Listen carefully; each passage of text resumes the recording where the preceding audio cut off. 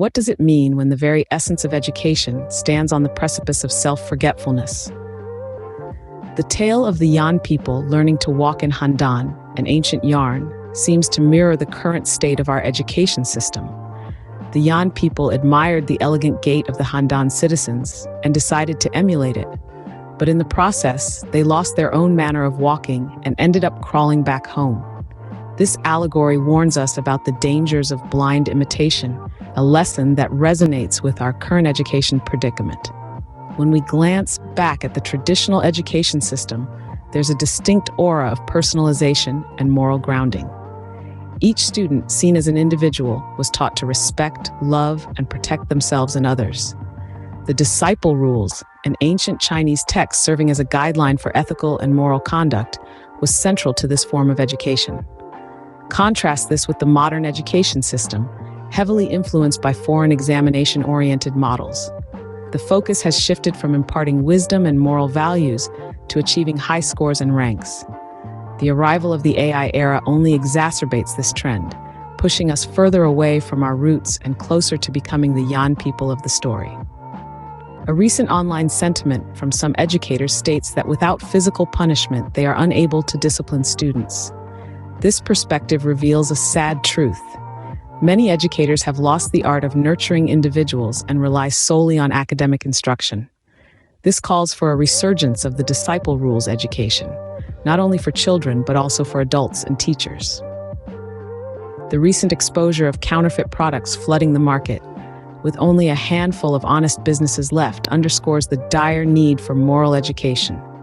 The sacrifice of one child in Handan was enough. To prevent future bullying, we need to revive the way of walking that Handan followed 2,000 years ago, the disciple rules education.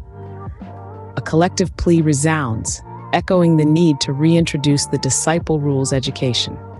An education system that doesn't blindly follow others, but one that cultivates individuals with morality, talent, and compassion. An education system that teaches our children to respect and care for others while protecting themselves. For the sake of our children and our future, it's time to move forward and strive together.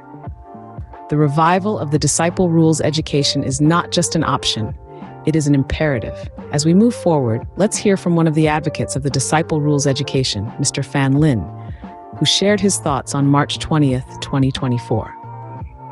Mr. Lin, a renowned scholar and a passionate believer in the power of moral education, envisions a future where children are not just educated, but nurtured with values of respect, compassion, and integrity. Education is not just about learning facts and figures. It's about nurturing individuals who are morally upright, compassionate, and empathetic. The disciple rules education, in my opinion, is the perfect embodiment of this ideal. It doesn't just teach our children to be good students, but good human beings as well, said Mr. Lin. He further stressed the importance of instilling these values from a young age.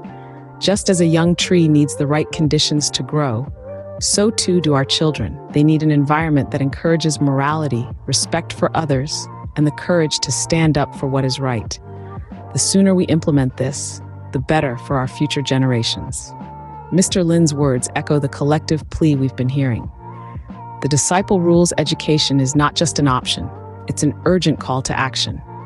As we move towards a future with this form of education, we take a step closer towards a society that values morality, compassion, and respect for others.